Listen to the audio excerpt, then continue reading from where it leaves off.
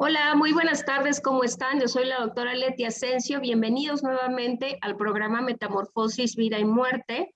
Qué bueno que en esta tarde ustedes están disfrutando de sus alimentos y al mismo tiempo escuchando pues este programa que ha sido de gran impacto para todos ustedes y comentarles que justamente el mes pasado, en julio, ocupamos el 4º lugar de la estación Promo Estéreo de audiencia. Y pues gracias a todos por seguir todos estos temas que son pues una necesidad que ustedes nos hacen llegar para conocer, para aprender y para pues informarnos de lo que estamos viviendo y de lo que puede ser parte de nuestro día a día. Y bueno, de darles un poquito del panorama de las redes sociales, recuerden que nos encuentran en Facebook como Metamorfosis, Vida y Muerte, también como Leti Asensio, me encuentran en Instagram como Asensio LE, en Twitter como Leti Asensio y tenemos el canal de YouTube también para que puedan ver todas las entrevistas. Recuerden buscarnos como Metamorfosis, Vida y Muerte. Y bueno, hoy vamos a tocar un tema polémico, un tema de inquietud, un tema que tiene como muchos focos por donde verlo, pero que es importante porque no siempre a lo mejor nos hemos dado esa oportunidad de tocar este punto en particular y que ya me dirán las expertas del día de hoy, que de verdad agradezco muchísimo que se hayan dado un poquito el tiempo, porque sé que siempre están ocupadas realizando investigaciones y cuestiones de índole pues científico y profesional, haber compartido conmigo esta oportunidad de poder estar con ustedes esta tarde. Porque fíjense que vamos a hablar de este tema que se llama maternidad subrogada y ya nos dirán nuestras expertas si es el término adecuado o no es el término adecuado, pero pues básicamente de aquellas mujeres que pues digamos se alquilan, por llamarlo de alguna manera, para poder tener esta maternidad a través de otras personas que pues no tienen como esta cuestión de la fertilidad y quieren ser mamás o requieren pues este tipo de apoyo. Y bueno, sin más preámbulo, quiero presentarles a mis invitadas de lujo del día de hoy. Ella es Isabel Claudia Martínez Álvarez. Ella es maestra en Derecho por la Universidad Nacional Autónoma de México y maestra en Ciencias Forenses, Criminología y Derecho por la Universidad de Maastricht, Países Bajos, consultora internacional en temas relativos a derecho penal, derechos humanos y perspectiva de género. Maestra Claudia, bienvenida. Creo que te decimos cariñosamente Isabel. Isa, qué bueno que estás aquí con nosotros y que podamos compartir este gran tema contigo, que es una importante pieza desde esta perspectiva de género. Muchas gracias. Hola, también quiero presentarles a Roselvira Vargas Vaca. Ella es egresada de la Facultad de Derecho de la Universidad Nacional Autónoma de México, especialista en Derecho Internacional Público, donde obtuvo la mención honorífica. Es maestra también en Derecho con mención honorífica también en la División de Estudios de Posgrado de la UNAM. Ella ha realizado un diplomado en formación docente, otro en formación de investigadores, es profesora en materias de Derecho Internacional Público y Derecho Internacional Privado en la Facultad de Derecho de la UNAM, en la Universidad Anáhuac del Sur y Universidad Motolinía del Pedregal. Es vicepresidenta de la Academia Mexicana del Derecho Internacional Privado y Comparado, miembro del Grupo de Trabajo de la Consultoría Jurídica de la Secretaría de Relaciones Exteriores sobre el Convenio de la Haya del 19 de octubre de 1996 relativo a la competencia, la ley aplicable, reconocimiento, ejecución, comparación y materia de responsabilidad parental y medidas de protección en los pequeñitos. Ha sido ponente en diversos congresos y seminarios nacionales e internacionales y ha escrito libros justamente relacionados con el tema de derecho y pues ella es dictaminadora también del Boletín Mexicano de Derecho Comparado y la Revista de Cuestiones Constitucionales, ambos del Instituto de Investigaciones Jurídicas de la UNAM y con una vasta experiencia justamente en este tema de la maternidad subrogada. Bienvenida. doctora Muchas Elvira. gracias. Gracias, Leti. Es un gusto estar aquí con usted. Bueno, quisiera empezar por preguntarles a las dos, ¿de qué hablamos cuando estamos tocando este tema de la maternidad subrogada? ¿Es el tema o es digamos, el término correcto? ¿A qué le llamamos justamente a esta situación donde las mujeres se alquilan para poder, pues, dar todo este proceso de embarazo a alguien que no lo puede hacer? ¿Nos podrían empezar explicando de qué se trata este tema? Pues permitiría comenzar diciendo que hablaríamos de una técnica de reproducción asistida en donde precisamente las mujeres que no tienen la posibilidad física de poder de gestar en su cuerpo a un bebé, recurren a este mecanismo por virtud del cual se va a trasladar el semen quizás de una persona, de un varón, y se implanta en el útero de una mujer o la vagina de una mujer. Ahora, ¿cuál sería, hablando de la terminología? Pensemos que hay una mujer que no puede gestar entonces. Puede pasar diversas situaciones. Una, que quizás necesitemos que un óvulo tenga que ser donado por otra persona.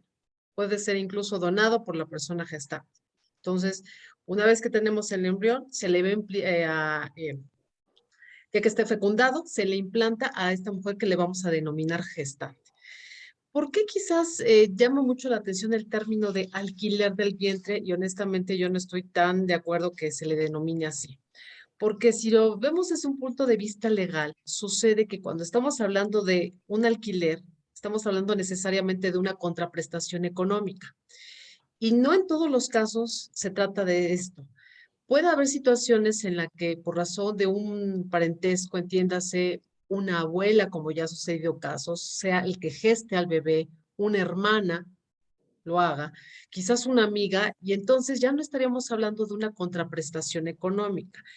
Yo creo que la terminología más adecuada para esta técnica sería la de gestación por sustitución, porque si no, ya nos estamos metiendo entonces, como les decía, estamos haciendo prácticamente un acto de comercio y entonces desde aquí iniciaríamos con un debate que yo creo que poco a poco lo iremos desarrollando. Por eso es importante también la terminología, sobre todo desde el punto de vista legal. Esa sería una causa, la temática económica. Otra sería la de maternidad. Si nosotros le denominamos maternidad, ya estamos señalando quién sería la madre, porque aquí hay dos partes. Generalmente quienes son los padres intencionales y la mujer que lo va a gestar. Legalmente, si yo le denomino maternidad, parecería que ya de entrada estoy determinando quién sería la madre y entonces aquí nos vamos a enfrentar con otro problema, que es lo que dice la ley del lugar en donde se da el nacimiento. Entonces, por esas razones, brevemente, yo no estaría tan de acuerdo en que se le denomine maternidad subrogada. Yo creo que la terminología adecuada sería gestación por sustitución. Y con eso ya podríamos quizás abordar muchos de los supuestos que se dan en este caso. Me parece como muy oportuno que podamos tener esta claridad porque pues entonces veríamos que no tiene que ser necesariamente a través de una cuestión de tipo económico que se pueda dar todo este a lo mejor proceso de reproducción de manera distinta a la habitual o la normal que uno tiene mayor conocimiento. Pero quisiera preguntarles, esto de la, digamos, de la cuestión legal, ¿está autorizado en nuestro país? ¿Es factible hacerlo de manera muy transparente, que se pueda hacer como todo este proceso, incluso en clínicas especializadas para esto? ¿O cómo se maneja en nuestro país, hablando también pues desde esta perspectiva legal? Maestra Isabel. No, la verdad es que ahí justo, yo ahorita voy a hacer una pequeña nota respecto del tema de maternidad y por qué el concepto es un poquito más amplio. Ahorita me regreso para allá, pero si quieres empezar con esta parte de la regulación. Claro que sí. Bien. Muchas gracias. ¿Qué es lo que sucede? Tenemos en México esta temática generalmente los aspectos civiles están regulados por cada estado de la República. Cada estado entonces va a contar con una legislación civil. Ahora, tenemos un pequeño problema, que hay una temática que se refiere a la salud y que ese es del ámbito federal. Los estados que han medianamente regulado bien o mal, en el caso de México, han invadido una esfera de competencias. Eso también es una temática legal que tiene que ver entonces con un ámbito de a quién le toca hacer cada cosa. Desde la perspectiva entonces legal, la Constitución nos dice la materia civil le corresponde a cada estado de la República, pero en el tema de salud le compete a la federación. Entonces, cuando las legislaciones estatales han buscado hacer una regulación sobre esta temática, suelen inmiscuirse, llamémoslo así, en cosas que no les corresponden. Entonces, ya por ahí tenemos una mala regulación. Ciertamente hay, por supuesto, legislaturas que en aras de atender la temática civil, es decir, ¿quién sería la madre o padre por esa determinación legal? ¿Cómo registramos al niño? Si hay un contrato o no. Por eso es que muchos estados de la República no han querido entrarle, llamémosle así, a la regulación. Sí existen quizás de manera indirecta, porque ¿qué pasa con la terminología legal? Lo que suelen hacer es señalar un derecho humano a la salud, un derecho a la reproducción, dicen de cualquier técnica de reproducción asistida, y con eso lo que ha sucedido es que nos dejan abierta la puerta para poder utilizar este mecanismo entonces de fertilización. Luego entonces tenemos por ahí un principio legal. Dice, lo que no está prohibido está permitido. Entonces, si no hay una disposición expresa que nos diga que está prohibida este tipo de práctica, luego entonces muchos entenderíamos que se puede realizar. Hay algunos estados que sí han intentado entonces hacer esta regulación. Quizás la más conocida o la que más llamado la atención es precisamente la del estado de Tabasco. Y por ejemplo, ahí sí se hablaba, a lo que atendías hace un momento, Leti, si se puede involucrar a otras partes. Ellos señalaban que una prohibición expresa, no agencias, no despachos, en fin, una limitante que pusieron, aunque de manera reciente la Suprema Corte lo que dijo fue, esto viola los derechos de libertad laboral que pueden tener este tipo de empresas. Con eso, entonces, declararon inconstitucional una parte de esa legislación del Estado de Tabasco y entonces es permisible que otras personas puedan involucrarse en esta temática, ya sea a través de la prestación, de ofertar servicios, ¿verdad? De asesoramiento legal o incluso de la práctica, pero ya no sería entonces prohibitivo, acorde a lo que recientemente decía la Corte. Decía, hay otros estados que también mencionan de manera general la posibilidad de utilizar estas prácticas, como sería Zacatecas, Querétaro, Sinaloa, Colima, el Estado de México, por mencionar algunas de esos estados. Muchas gracias, doctora Rosy. Isabel, maestra Isabel, ¿nos puede compartir algo? Sí, justamente, la verdad es que, como te decía, mi queridísima Rosa conoce perfectamente todas las regulaciones a nivel tanto local como nacional como internacional, lo cual no es particularmente cosa sencilla. En derecho tenemos esta problemática de que nosotros somos una federación, lo cual supone que en México, en vez de que tengas una sola regulación civil, por civil nos estamos hablando de dónde registramos al niño, dónde ponemos quiénes son los papás, a eso nos referimos un poco con esta legislación civil. Bueno, pues hay 33, 32 que son a nivel local y una que es a nivel federal. Y si a eso le sumas cuando se trata de casos internacionales, que seguramente ahorita la maestra Rosa va a regresar a esto, hay muchos casos en los cuales la gestación se está dando a nivel internacional y también con una cierta tendencia de que las personas que deciden tener al bebé respecto de la persona gestante, la persona gestante suele ser de países pobres y actualmente las personas que solicitan ayuda son de países ricos. Esa es una de la tendencia y eso lo lleva también al ámbito internacional, que es justamente el área de conocimiento de Rosa. Pero me quiero regresar también al tema de maternidad, ahondando un poco a lo que ella mencionaba, porque ciertamente hay un concepto de maternidad que es mucho más amplio que el simple hecho de la gestación. Entonces, cuando nosotros hablamos de maternidad subrogada, parecería que estamos hablando de todo el fenómeno de la maternidad. Y el fenómeno de la maternidad no solamente implica el tener un hijo, sino desde la planeación del hijo, la decisión de si se tiene un hijo, los recursos que se dedican a ese mismo, la crianza de ese hijo, así hasta, ni siquiera diría hasta que el hijo es responsable y adulto individual, pero me parece que no acaba ahí tampoco la maternidad. Entonces, si te das cuenta, hay un mundo de diferencia entre este proceso de gestación que máximo lleva 10 meses a el proceso completo de la maternidad que puede, bueno, que son partes previas incluso y pues muchísimos años después. Y el tema de la gestación se analiza también desde un punto de vista que es esencialmente biológico, porque no pensemos solamente en este tipo de gestación que está siendo solicitada. Pensemos en aquellas personas que quedan embarazadas que deciden no convertirse en madres, pero que en vez de abortar deciden dar en adopción. También ahí tenemos un conflicto con el tema de maternidad, porque es justamente, no, yo decido no ser madre, no, decido no abortar, pero también decido no ser madre. Entonces es importante distinguir entre estos dos aspectos, el que es solo la parte biológica de la gestación y el concepto sociológico, incluso romantizado, que es la maternidad.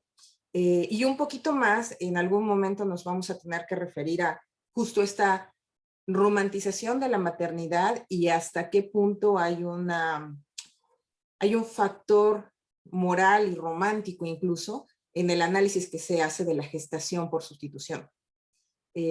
¿Por qué nos causa tanto ruido que esto se pueda realizar? Más adelante creo que sí vamos a tener que entrar en algunos temas que son espinosos, pero yo aquí estoy justamente escuchando que esos puntos son muy, muy importantes de destacar, ¿no? Me parece justamente que hay dos cosas que podemos empezar a rescatar. Fíjense que yo, tratando de ver un poco más sobre este tema, me encontré por ahí un anuncio que decía, si tú eres extranjero, si tú eres soltero o soltera, o tú tienes una preferencia o orientación sexual y perteneces a la comunidad LGTBQ y quieres tener hijos, entonces nosotros te ayudamos. Que creo que eso nos habla justamente de cuestiones que ahorita mencionaban las dos, que tienen que ver pues seguramente con un contrato, con solamente esta cuestión biológica de la reproducción a través del apoyo y de la asistencia de un vientre para poder procrear a un bebé, y de otras cuestiones que seguramente, maestra Isabel, nos podrás ayudar, que también tiene que ver con esta cuestión económica, porque es cierto que tanto en estados como ahorita nos mencionaba la doctora Rosa sobre Tabasco, que es un país, digamos, con un impacto económico bastante fuerte tendiente a ciertas necesidades. También es cierto que a nivel internacional, en países como la India, por ejemplo, también tiene mucho que ver con este tipo de reproducción asistida a través del alquiler de estos vientres. Entonces creo que eso nos hace voltear a ver lo complejo que es esta situación, porque por un lado, pues se abusa seguramente pues de estas condiciones de necesidad de algunas mujeres, y por el otro lado, bien decía doctora Rosa, pues aquí ya hay hasta instituciones que pudieran decir, tú no te preocupes si tienes esta necesidad de tener hijos y tu condición, no sé, legal, tu condición migratoria, tu condición de preferencia sexual no te lo permite, nosotros te resolvemos el problema. Pero creo que tiene por ahí como muchas áreas por donde tocar, desde lo biológico, desde esta parte de género, seguramente de decir, pues, esta parte dulce que decía la maestra Isabel, ¿no? De la parte romántica del ser mamá, y entonces plantearnos esta perspectiva, pero también, pues, de la parte económica y decir, por necesidad, estoy realizando esta actividad, cuando incluso pues puede haber situaciones de índole biológico por parte de la salud de las mujeres que entran en esta cuestión de embarazo, hasta todos los tratamientos que a veces tienen que dar los ginecólogos en la biología de la reproducción humana para poder tener un embarazo pues cuidado, atendido y todas estas cosas, hasta me puedo imaginar el momento del parto y la entrega de este producto, ¿no? Creo que son como muchas cosas que nos lleva este tema que tiene pues muchas perspectivas de dónde cortar, pero me gustaría ir como delineando un poquito de cómo ven ustedes pues todo esto, porque pues tiene muchas áreas por donde tocarlo. Doctora Rosa, ¿nos podría compartir algo con respecto a toda esta gama de cosas? Claro que sí, Leti, con gusto. ¿Qué sucede? A ver, efectivamente hace un momento mencionaban algunos aspectos que se han incidido en la proliferación de este tipo de práctica. Primero, el hecho que en algunos países no se tengan los recursos económicos como para hacer una eficiente disponibilidad presupuestal para que las personas que tienen problemas para poder hacer un ejercicio de su derecho a la salud reproductiva lo puedan hacer. Sabemos que los sistemas de salud en muchos países, incluido el nuestro, no es que tengan ese costeo económico como para que sus derechohabientes puedan utilizarlo. Entonces, ahí ya tenemos un problema. Eso entonces también va a ser una temática de discriminación porque, como bien refería, quienes tienen la disponibilidad económica como para poder acceder a este tipo de procedimientos van a buscar cómo, dónde, qué se les facilita mayormente. Eso, entonces ahí tenemos un problema. El otro que también refería, hay países en donde, dado que de manera expresa sus legislaciones prohíben este tipo de práctica, dicen, pues no me permites, pues yo viajo a otro país en donde sí. Y viajo generalmente a países en donde sabemos que, entre comillas, hay mujeres más disponibles y aquí también ese es el otro problema. Las mujeres que deciden quizás de manera voluntaria hacerlo, pero quizás aquellas que no, porque aquí también podría intervenir una temática de trata de personas. Quienes están entonces también utilizando este tipo de prácticas o las mujeres que han sido víctimas de este tipo de mecanismos, obviamente ya están cayendo en una temática de una red delincuencial y entonces eso es lo que también asusta mucho de este tipo de temática.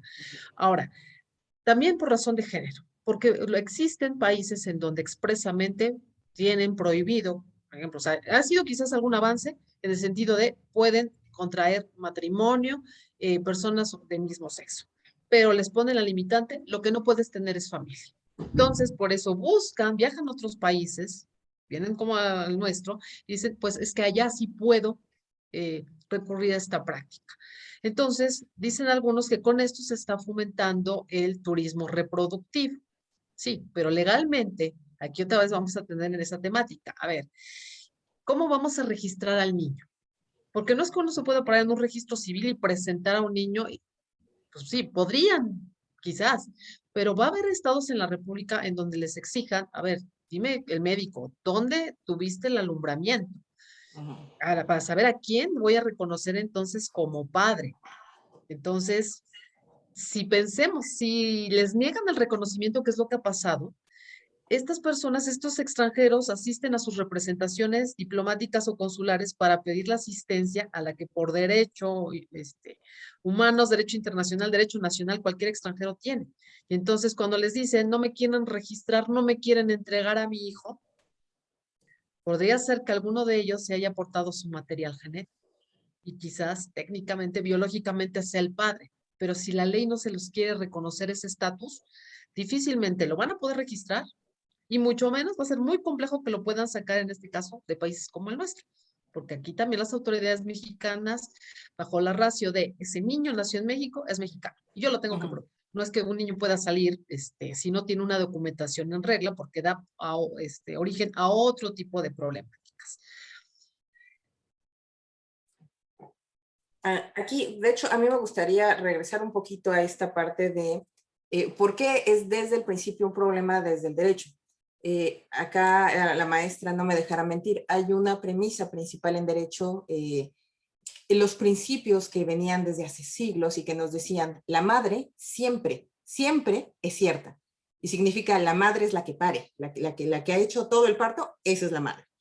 Y de repente con esta figura y con otras figuras pues tenemos esta nueva forma de ver lo que es la madre siempre cierta, de verdad aquella que tiene el parto se convierte en madre o no.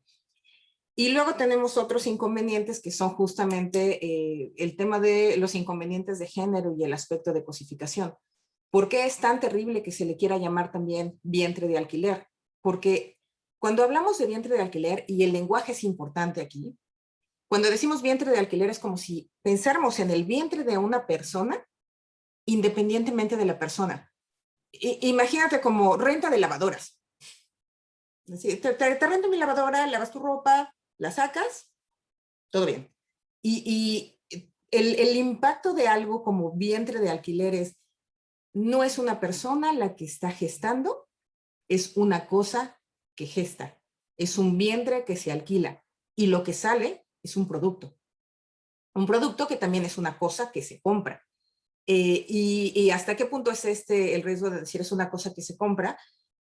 Hay antecedentes en los cuales cuando después del parto el bebé resulta con alguna malformación, por ejemplo, aquellos que desde el principio estaban interesados en ser padres o madres de ese bebé, deciden que no, porque no es lo que ellos compraron, porque no lo están viendo tampoco como persona, o sea, no ven ni como persona a la persona gestante, ni al bebé que nace, y ese es uno de los inconvenientes principales.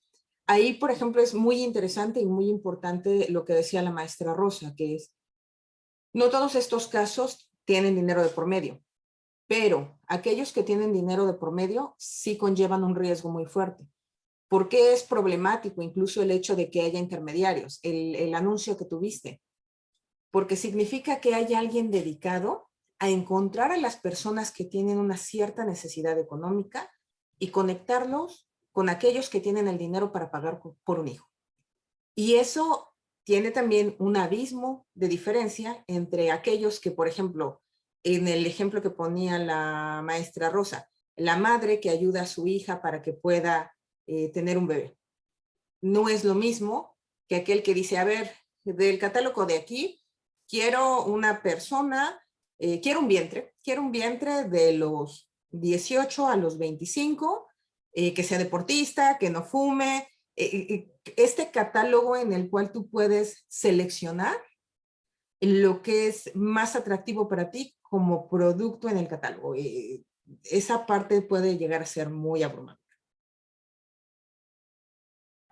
Pero justamente habría como estas dos condiciones, ¿no? Por un lado, el hacer uso de los óvulos de la gestante y por el otro lado, la inseminación artificial, donde el óvulo probablemente también pudiera ser gestado con el espermatozoide del varón y solamente depositado en el vientre de las mujeres. Entonces, creo que eso también es importante, que bueno, ya biológicamente nosotros tendríamos que tener aquí una especialista en reproducción asistida que nos diga cómo se hacen como esas técnicas, pero me parece sumamente valioso este comentario, maestra Isabel, porque es cierto, como si estuviéramos comprando dulces, ¿no? Primero para el alquiler del vientre, pues qué tipo de características estoy buscando, y además cómo se pueda desarrollar ese bebé con todas estas cosas que de repente decimos que no tenga un gen extra, que no tenga alguna característica por ahí, no sé, falta de recursos cognitivos y entonces ahora no tenga un aprendizaje adecuado. Y uno pareciera que si no está con todas esas expectativas o cumplimientos, podría desecharlo. Y eso no es así tan sencillo, pero aquí también veríamos cómo estas mujeres se protegen o existe protección para ellas, cómo se les da este soporte que no es tan sencillo. Yo como psicóloga pensaría, bueno, pues si tú tuviste un embarazo vas a tener una cuestión afectiva también por ese bebé que sientes, que se mueve, que es vida dentro de tu vida, y de repente pues harás entrega de este producto, ¿no? Este bebé que ya está formado. Entonces creo que también pues habría por aquí esas interrogantes. ¿Cómo se protege a estas mujeres? Podríamos entender que hay necesidades de tipo económico que les hacen llegar a estas actuaciones y prestar su vientre, pero ¿qué pasa? Si se les protege, hay asociaciones que las hacen, hay cuestiones legales, ¿hacia dónde gira un poco esta, digamos, esta protección en general desde la parte social, comunitaria, legal, hasta psicológica y médica para estas mujeres? Creo que me voy a atrever a adelantarme un poco a Isa, porque yo creo que ella es la experta y quien te podría dar mejor respuesta a esta pregunta. Pero hay algo que de tu comentario, Leti, que, o sea, para que dimensionemos qué tan grande puede ser además la problemática. Si los padres intencionales no aportan el material genético y tampoco la mujer gestante, quizás puedan recurrir a alguien o a algunas personas más. Es decir, un hombre y otra mujer que donen óvulo y esperma y son ajenos entonces a esa relación. Entonces imagínate si por disposición de ley, a mí lo que me dice el código, la legislación es, madre es quien expulsa el producto. Pero si con las técnicas de avances en la reproducción sabemos que hay un vínculo biológico, quizás alguien pueda decir, sí, pero resulta que yo aporte el material, yo también puedo ser madre y quizás alguien más. Entonces, esto todavía la abona a esa problemática. Ahora, antes nada más de lanzarle, ahora sí que el balón a Isa, porque ahora sí que es cancha de Isa, yo creo que también es muy importante que consideremos que no tenemos una regulación homogénea ni en todos los estados de la República y tampoco a nivel internacional. Entonces, ¿por qué? Porque se están discutiendo precisamente este tipo de rubros. Y el que más preocupa es el de la mujer gestante y la protección que le tenemos que dar. Porque hay países que dicen es a título gratuito, pero otros dicen no, tiene que haber una contraprestación económica. Pero yo creo que Isa es la experta en temas de género y que nos puede ayudar mucho más con el tema de qué pasa con estas mujeres. Muchas gracias. Bueno, la verdad es que yo me quiero, voy a salir un poco del tema para regresarme al tema. Vamos a pensar, primero no quiero satanizar el concepto de la gestación por sustitución. Es una técnica innovadora, tiene sus razones de ser, tiene sus funciones, pero como cualquier cosa tiene sus riesgos. Hablaba ya por ahí Rosa acerca de los riesgos del tráfico de personas. ¿Y por qué hablaba de eso? Vamos a pensar en un tema completamente distinto y cómo se puede ir volviendo peligroso. Cuando uno piensa, por ejemplo, en la donación de órganos, dice, wow, o sea, la donación de órganos hace décadas no hubiéramos pensado que es posible donar un corazón, que es posible donar las córneas, que las personas que reciben estos órganos son capaces de tener una vida nueva y disfrutar de actividades que no hubieran podido hacer de otra forma. Y entonces, en ese sentido, la donación es algo, es maravilloso. Puede ser un acto pleno de generosidad cuando hay donación de personas que, bueno, lamentablemente tuvieron un accidente, fallecieron, o personas que son muy cercanas a la persona que necesita la donación y dicen, bueno, yo sé que voy a reducir un poco mi nivel de vida, pero decido entregar esta parte, ¿no? Y en ese aspecto suena muy bien la donación, tanto la donación de personas que han fallecido por alguna otra causa, lamentablemente, o las personas que vivas deciden realizar una donación bueno, por temas altruistas. Pero resulta que de ahí, cuando la regulación no es adecuada, nos saltamos al tráfico de órganos, en donde hay donadores vivos que sin dar consentimiento pleno pierden órganos y pierden condiciones de vida a favor de otros justamente porque necesitan el dinero. Y de repente es así de, no, pues mira, este muchacho de 20 años que no me conoce decidió donarme un riñón porque es una muy buena persona. Nada tiene que ver con que yo tengo 80 y tantos años y soy muy rico. No, no, no. Esto no es tráfico de órganos, esto es donación pura y dura. Y de ahí me regreso a la gestación por sustitución. Pues es posible que efectivamente haya vínculos emocionales relevantes que digan, oye, yo quiero que tú seas capaz de experimentar la magia de la paternidad o de la maternidad. Pero ¿qué pasa cuando no es así y cuando solamente hay un interés de carácter económico? ¿Es posible hacerlo? ¿Podemos realmente decir que una persona puede decidir poner en riesgo su propia vida por dinero? Y al final creo que olvidamos de repente también que el embarazo, el embarazo lleva sus propios riesgos. Una mujer que se embaraza de forma voluntaria, libre, aún así tiene una cantidad de riesgos impresionantes. Hay muchísimas enfermedades que se pueden detonar durante el embarazo. Pensemos simplemente en la diabetes gestacional. ¿Y qué pasa con las consecuencias de ese embarazo?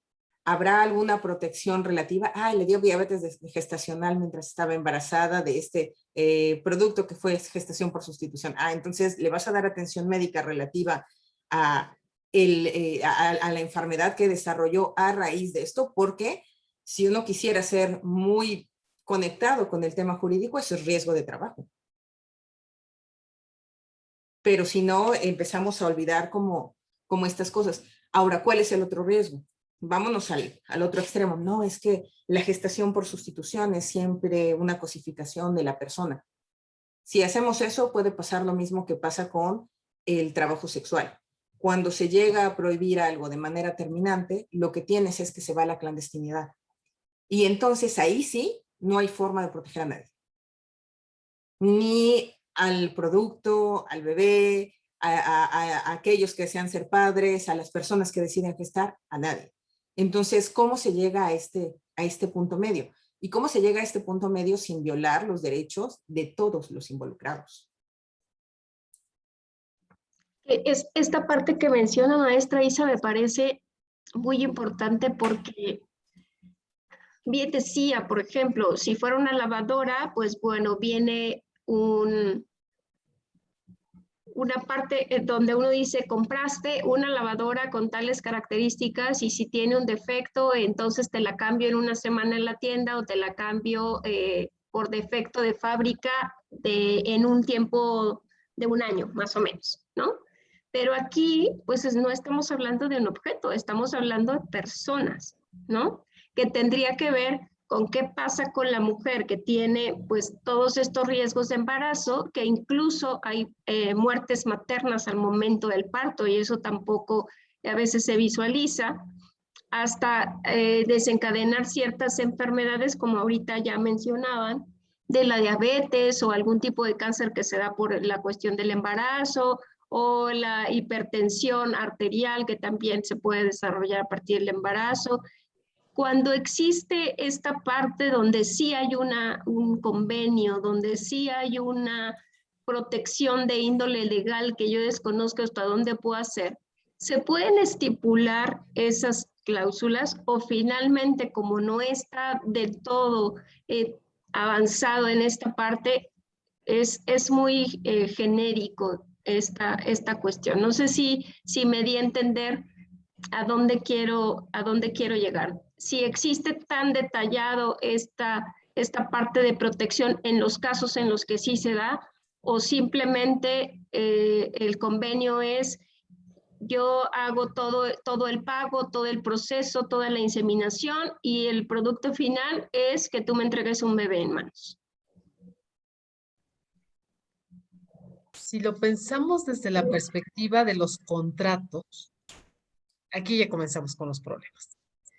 ¿Qué tan válido es realizar un convenio por virtud de la cual alguien involucre a otra mujer, una mujer gestante, para que geste un bebé, para que lo geste en las mejores condiciones? Porque a lo mejor ella se tendría que comprometer, o sea, es que aquí también han intervenido mucho los abogados y aquí es donde también asusta. A ver, si tú como mujer gestante que dices que vas a prestar ese, entre comillas, servicio, pues también te vas a comprometer a no fumar, a no tomar, a tener condiciones de salud óptimas, a ir a los chequeos médicos correspondientes, pero imagínate que en una cláusula se estipula, eh, en caso de que se ponga en vida el riesgo de la mujer gestante, Pues, ¿quién tendría el derecho a decidir si aborta? ¿La gestante o los padres intencionales? Como mencionaba Isa, ¿qué pasa si el niño nace con, se lleva a término el embarazo? Porque a lo mejor, pero ya sabemos de entrada que ya tiene alguna enfermedad, alguna malformación detectada, y los padres intencionales dicen, no, no puedes abortar porque sabes una, perdón, no, llévalo a término. Se está poniendo en riesgo la vida. Entonces, desde este punto de vista, además, ¿qué pasa si incurrimos en una cláusula de incumplimiento? Si la mujer gestante decide no entregar al bebé, ya hace rato hacías referencia a ello, eh, ha pasado, por ejemplo, en temas de adopción. Una persona, una mujer, como decíais hace un momento, que se está viendo, voy a abortar, no quiero ser madre, pero voy a dar en adopción al bebé. Pero a lo mejor al momento, y aquí tú eres la psicóloga, Leti, esa mujer que dice, ya tengo un arraigo, ya no lo quiero entregar. Ujú. Ya no lo quiero entregar y aquí pensemos que simplemente esa mujer gestante ni siquiera comparte un vínculo biológico entonces con el menor, pero dice, ya no lo entrego, es mío. Aquí, ¿ante quién demandamos? ¿Cómo demandamos? Eso entonces son terminologías también que inciden en este tipo de convenios. Isa. Hay otra parte también que es, mira, los abogados siempre hablamos de repente en términos de cómo funciona un contrato, de si la cláusula es nula, de si la cláusula no es nula, pero voy a decir algo horrible, eh, advierto. Contratar un buen abogado requiere que tú tengas los recursos suficientes para contratar un buen abogado. Lo cual significa que si tenemos personas gestantes que están gestando porque no tienen dinero, ¿cómo van a demandar el cumplimiento de cualquier obligación contractual? ¿Qué abogado le va a decir, sí, vente, yo gratis atiendo tu caso porque tú tienes la razón? Sí, desde el principio no tenían los recursos para poder llevar una vida razonablemente, bueno, con los bienes suficientes, con un nivel económico razonable de vida. Entonces, de repente, olvidamos como esta pequeña parte que es totalmente sociológica y que es, siempre va a haber un riesgo de vulnerabilidad cuando la persona se encuentra en necesidad económica. Y luego, aquí hablando mucho desde el género, siempre es, per se, las mujeres somos un grupo históricamente vulnerado. Eso para empezar. Después, la gente con condiciones económicas precarias es un grupo en condiciones de vulnerabilidad. Se suman dos. Tienes una cierta discriminación que le llamamos discriminación interseccional, que significa cada cosita que tú no tienes respecto del ideal del ciudadano, pierdes acceso a la justicia. Entiéndase si eres morena, negra, si no tienes dinero, no tienes educación, no hablas español o inglés o el idioma que se hable en el país en el que te encuentras, cada una de esas cositas te pone una limitación para acceder a la justicia. Ahora pensemos cuál es el perfil de la mujer gestante. Y si ese perfil no le da per se para protegerse, ¿cómo vamos a hacer nosotros para que simplemente desde el derecho, solo con el derecho, con el contrato, sin otras instituciones que velen por la situación, esa persona esté protegida? ¿Y de qué manera ante esta, digamos, realidad, porque existe, no es algo que esté fuera de nuestro contexto y de nuestro país, que estas mujeres, pues por algunas cuestiones más de índole económico que de otra índole pudieran tener esta actividad, pudieran también, no sé, ser rechazadas por la parte social, requerir de apoyos también por parte de otros grupos, porque bien decía la maestra Isabel al principio y también doctora Rosa con respecto al rol femenino que tenemos que hacer y la idealización de la maternidad.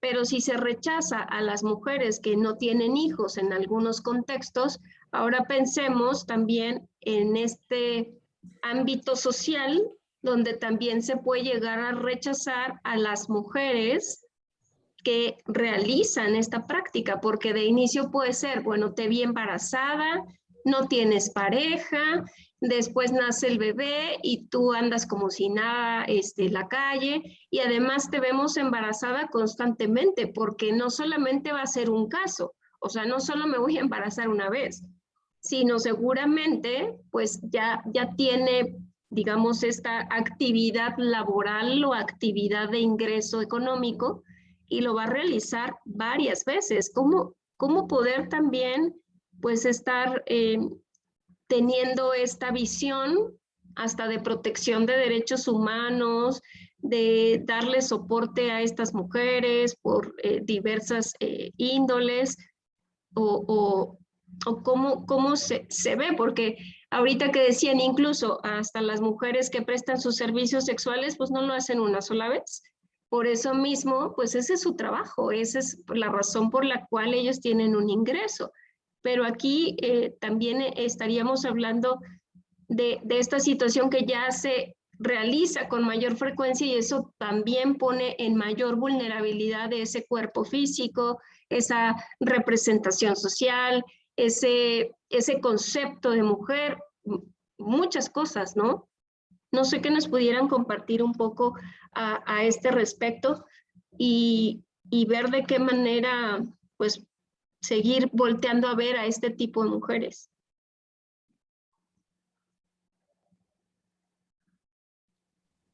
Ok. Mira, estoy convencida que necesitamos un marco regulatorio para poder proteger a todas las partes que están involucradas, porque quizás poco o nada hemos hablado de los derechos de los niños que son, que llegan a este mundo por este proceso. Un niño que nace tiene el derecho humano a ser registrado. Ha habido estados de la República en donde alguien dice, es que tengo un contrato que firmé y yo soy el papá, anótelo. Y dice el juez del registro civil, ¿y cómo por qué? Esto viola la norma. Lo dejan entonces sin un registro. Si no tiene el registro, tampoco tiene la nacionalidad. Si tampoco tiene, bueno, si hablando, uniendo el registro con el nombre, aquí vamos a sentar como padre. Nos estamos dejando entonces también en un estado de indefensión. Ahora, el tema se ha discutido durante muchos años y apenas en las sesiones que se celebraron en el Pleno de la Suprema Corte a inicios de junio de este año, los ministros discutieron precisamente esta temática. Uno de los rubros que me llama la atención es el hecho de uno de los resolutivos llegó al punto de solicitarles a los poderes de la Unión para que en el ámbito de su competencia se dediquen entonces a generar un marco regulatorio, pero también a las legislaciones estatales. O sea, cada quien tiene que hacer un trabajo porque si no tenemos una temática regulatoria, pero cuidado, muy bien hecha, porque hay varias situaciones en donde en Tabasco, recuerdo el caso, ejemplo, cuando inició por primera vez este marco regulatorio, no hablaba absolutamente nada de los extranjeros. Y entonces, por eso es que vinieron muchas personas de fuera al estado de Tabasco a celebrar esos convenios, a tener los hijos, y ya cuando se enfrentaron al problema de que no los querían registrar y se hizo esto del dominio público, pues entonces se asustaron. Se les ocurrió a los legisladores entonces establecer una restricción y dijeron, los extranjeros no pueden realizar este tipo de convenios. No más que se les olvidó que en México hay extranjeros que tienen una legal estancia en nuestro país, tienen una residencia permanente. Y entonces también les estás negando un derecho humano. Pero si nos vamos a la temática de la protección de las mujeres, si no hay una norma, entonces, que tutele también sus intereses, difícilmente vamos a poder entonces protegerlas. ¿Cómo vamos a proteger a los bebés? ¿Cómo hacemos un equilibrio para tener entonces, algunos dirán, es que deberíamos de prohibirlo? Coincido con Isa, cuando se prohíben las cosas, generalmente, o sea, si lo prohíben de todas maneras, las personas van a buscar el medio de hacerlo. Estoy convencida que sí necesitamos un marco regulatorio, carácter urgente, pero bien hecho, en donde las legisladores se sienten con expertos multidisciplinarios, interdisciplinarios, transdisciplinarios, para que podamos construir algo que pueda entonces favorecer la protección de los eslabones más débiles. Desde mi punto de vista, los niños y las personas gestantes. Porque hemos hablando de mujeres gestantes, ¿eh? Pero no necesariamente, cuidado, porque si hay hombres que se realizaron simplemente una resignación sexogenérica sin practicarse un procedimiento médico, perdón, mujeres que hayan optado por esta opción, y que ahora legalmente sean hombres, pues legalmente lo son, pero si todavía conservan su aparato reproductivo, también podrían gestar a un niño, ¿por qué no? Así es. Pues estamos a punto de concluir el programa. No sé si nos puedan dejar algunas precisiones que nos dejan pensando en realidad un montón de cosas. Este tema da muchísimo más, pero sí que nos pudieran compartir alguna precisión, además de esta que nos hacía ya muy puntual, doctora Rosa, sobre hay que legislar, hay que trabajar en equipos multidisciplinarios y tener cuidado pues a este binomio importante entre los bebés y las mamás. Pero no sé si nos quieran ir compartiendo para cerrar el programa. Tenemos contados 4 minutos para poderlo hacer. Maestra Isabel, ¿nos puede ayudar a dar una conclusión o una situación de análisis que nos deje por ahí en el tintero para poderlo pues abordar posteriormente? La verdad es que yo siempre dejo más bien dudas que respuestas, sobre todo porque estos temas no son particularmente fáciles de establecer una posición sí o no. A mí me parece que este tipo de gestación puede generar muchísimos riesgos. Como lo decía, en general no estoy a favor de las prohibiciones absolutas, pero creo que podemos hacer cosas desde la regulación, como limitar el número de veces que una persona puede gestar de esta manera, establecer la gratuidad en el sentido de cobrar extra por lo que se está haciendo. Pero esta gratuidad no incluye que se le tenga que dar servicio médico, alimentación, domicilio, seguro médico, seguro de vida. O sea, todas esas cosas son independientes del concepto de gratuidad. Que no esté cobrando por el niño, pero pues sí por el tiempo que está gestando. Y me parece que a veces olvidamos que pues siempre hay otros lugares a donde voltear. La gestación es novedosa, pero hay casos similares a la gestación. A mí me gustaría, por ejemplo, que volteáramos a ver un poco más el caso de las donaciones. ¿Cuáles son los límites que se han establecido para donar para evitar el tráfico de órganos? Que en el tráfico de personas. Y pues nada, la única forma es ver lo que ya está hecho y tratar de hacer lo mejor posible. Muchas gracias, maestra Isabel. Doctora Rosa, para concluir y cerrar el programa del día de hoy. Muchas gracias. Primero con el agradecimiento y por supuesto pensando la autonomía de la mujer. La autonomía para decidir si quieren ser madres, si quieren gestar entonces a un bebé. Pero tiene que ser no solamente pleno, sino que se den las condiciones como refiere Isa. Las condiciones para que de manera informada se pueda realizar, para que seamos capaces entonces de proteger a esas mujeres que se encuentran vulnerables y quizás por un estado de pobreza digan, esta es mi opción, no tengo más que dar que mi cuerpo. Tenemos que protegerlas. Eso es muy importante y por supuesto, y como sociedad, pues educar. Saber que no podemos satanizar a las mujeres que han incurrido en esta práctica porque hay situaciones entonces muy particulares de pobreza extrema en este país y en otras naciones que han llevado a esas mujeres a utilizar esta práctica. Tenemos que protegerlas. Y por supuesto, a los niños, que es el eslabón quizás más de...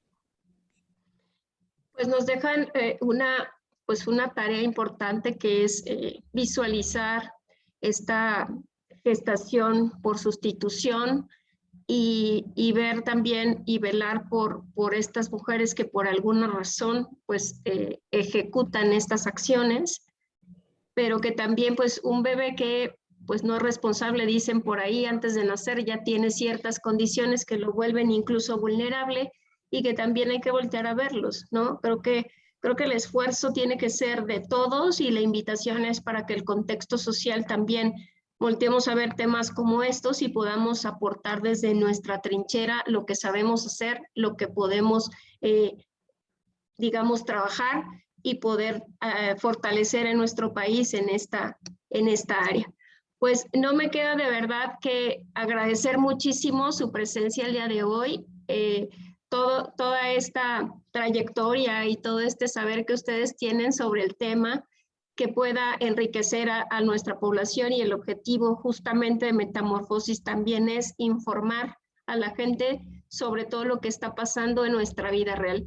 De verdad, muchísimas gracias por haber estado esta tarde con nosotros, maestra Isabel Martínez, doctora Rosa Elvira Vargas, y nuestro agradecimiento infinito por parte de todo el equipo de Metamorfosis y de la estación de radio de Promo Estéreo. Muchas gracias.